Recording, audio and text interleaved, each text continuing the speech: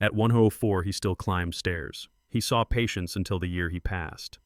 Dr. Shigeaki Hinohara didn't believe in retirement. He believed in motion. Today, we uncover the 5 healing habits he lived by. So you too can feel your strength return, one quiet step at a time. We don't age by years, we age by surrender. That's what Dr. Hinohara told his students. He believed the body could still rebuild, even in its 70s, 80s, or 90s. But it needs a different kind of instruction, not intensity, but intention. Today, we'll revisit his daily rhythms, simple, soft, and surprisingly effective. 1. Comfort stretching, the morning ritual that opens the body. I never rushed my mornings. While others reached for their coffee or scrolled through news, I reached inward. I'd raise my arms slowly, like greeting the sky, roll my neck gently, the way a tree might sway in wind, lift my heels, just a little, as if testing the earth beneath me. Not to exercise, but to say, I am still here. In Japan, we call it kaiteki taiso, comfort stretching. Not vigorous, not loud, but rhythmic, like breath. It's not about force, it's about message. You're telling your body, we are not done, we are waking up together. There was an older woman I once treated, 87, soft-spoken. She told me, I can't hike anymore, doctor, but I still greet the sun with my arms. And that, I thought, is vitality, not in miles walked, but in how we show up, quietly, every day. I practiced my morning stretch barefoot beside my window, sometimes 3 minutes, sometimes less, but always enough to feel the warmth return to my knees, to feel my legs say, we're ready. If it's been a while since you've felt your body, not just used it, try this tomorrow. No routine, no checklist, just a whisper to yourself as you move slowly. I still belong to this day. And maybe that's enough for everything to begin healing again. 2. Bone broth for the joints, a Japanese longevity secret. When I was in my 90s, patients often asked, how do your knees still carry you, doctor? I never gave a complicated answer. I simply smiled and said, I sip something warm before I walk. In Japan, we believe that food is not just nutrition. It's instruction, and one of the most ancient messages the body still understands comes from broth. I drank a small bowl every morning, slowly, quietly, like a kind of prelude before I stepped into the day. Not just any soup, but broth made from bones, rich in collagen, glycine, and the quiet minerals that soothe the parts of us that no longer shout, our joints. There was a study done in Tokyo, just a few years before I passed. It showed that seniors who drank bone broth saw measurable improvements in joint comfort in under 6 hours. 6 hours. I didn't need the numbers to believe it. I could feel it in my knees, in the way the stairs stopped complaining beneath me. Some people look for strength and muscle, but often it returns first through silence, when pain goes quiet and motion becomes smooth again. If you're curious, try it for a week. A warm cup in the mid-morning. Chicken, fish, or beef base. It doesn't matter as much as the ritual. Drink it slowly, as if your knees are listening. You might be surprised, not by a sudden burst of energy, but by how effortless standing starts to feel.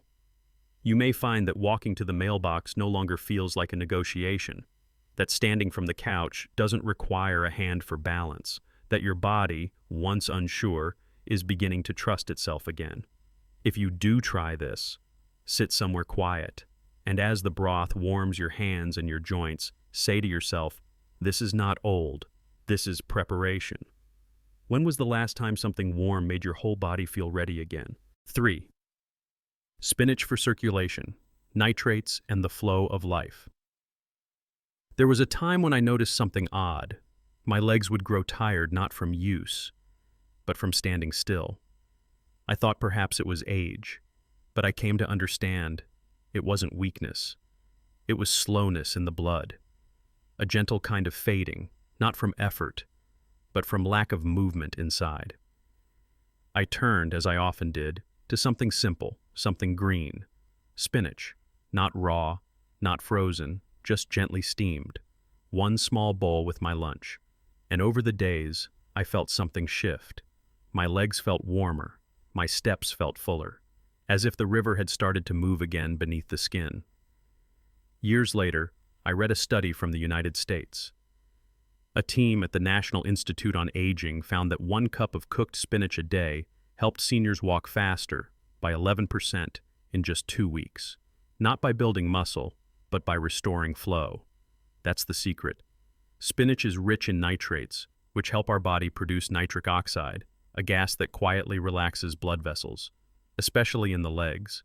When that happens, blood travels easier, and movement becomes lighter. It's not a miracle. It's just the body remembering what it used to do.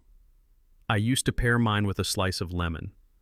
Citrus helps with absorption, and it added a brightness to the flavor. But more than taste, it was the feeling afterward that stayed with me. One day I realized I had walked through the entire hospital wing without pausing once, not out of pride, but because there was nothing to remind me of pain. If you want to try, just 1 cup with lunch. Steamed, not boiled, not overcooked, enough to keep the green alive. Then listen, not for a sudden surge, but for warmth in your calves, a softness in your walk, a moment when the male feels closer than it used to. We think strength is power, I once told a young nurse, but often it is simply permission for the blood to move again. Walking with purpose. His daily 200 steps to stay independent. In my final years, I was often asked the same question. Doctor, what's your secret?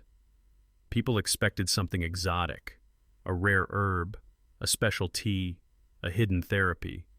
But my answer was always quiet. I walk every hour, just a little. Even in the hospital, I took the stairs, not to exercise, but to remind myself I could still rise. You see, the body listens when we move it often, not with intensity, but with consistency. The ankles, the knees, the hips, they all need little drops of motion, like oil for an old clock. I set a bell on my desk. Every hour it chimed, and when it did, I would rise, take a few steps to the window, maybe down the hall, then return. No fuss. Harvard researchers studied this in 2022.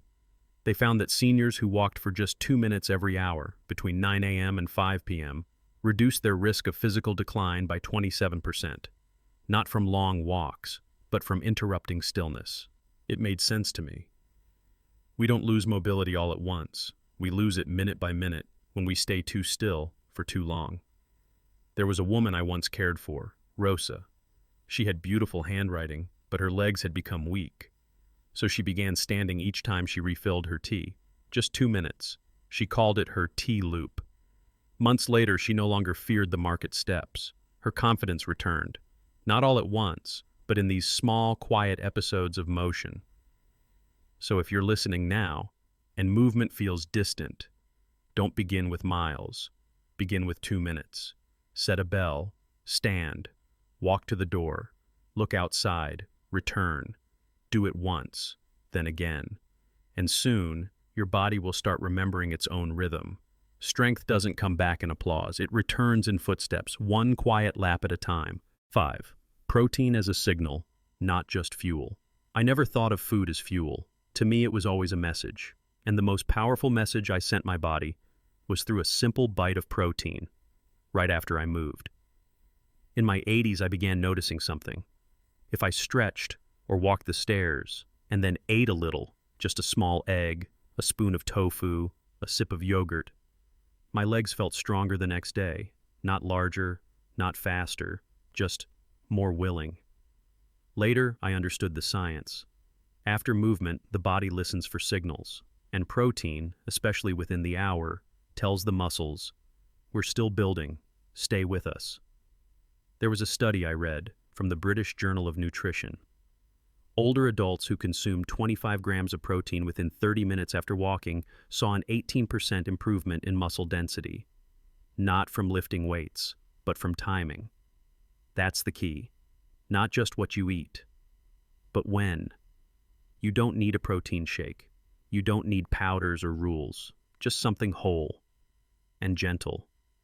A boiled egg, a piece of salmon, a spoonful of Greek yogurt. I often paired it with warm green tea. The ritual mattered as much as the nutrient. It made the body feel honored.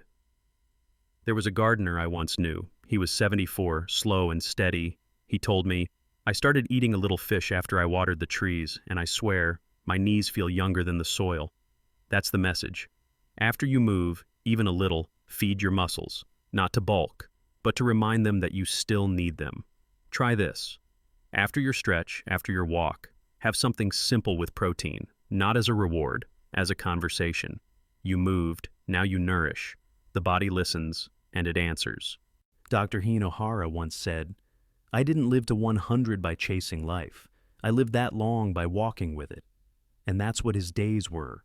Not performances, not routines, but quiet conversations between body and soul. Stretching wasn't exercise. It was arrival. Bone broth wasn't food. It was warmth, flowing inward, softening the places that had gone silent. Spinach didn't give him power. It gave him movement, the kind you feel in your calves when life starts flowing again. And walking wasn't about steps. It was about choice, a decision to say, "I'm still here, I'm still moving." Even protein, something so ordinary, became his way of whispering to the muscles, "You're still needed. You're still worthy of rebuilding." And maybe your body, even now, is waiting for the same whisper. Because healing at this stage of life is not about changing everything. It's about changing the way you relate to the ordinary, the stretch, the bowl, the walk, the bite. These are not small things. They are how you tell the body, "I have not given up on you, and I know you haven't given up on me." If this stirred something inside you, a memory, a hope, or simply a stillness that felt alive again, then walk with us. Subscribe gently. We don't chase youth here. We honor the body as it is, still wise, still listening, still ready to respond. Let's keep choosing movement together.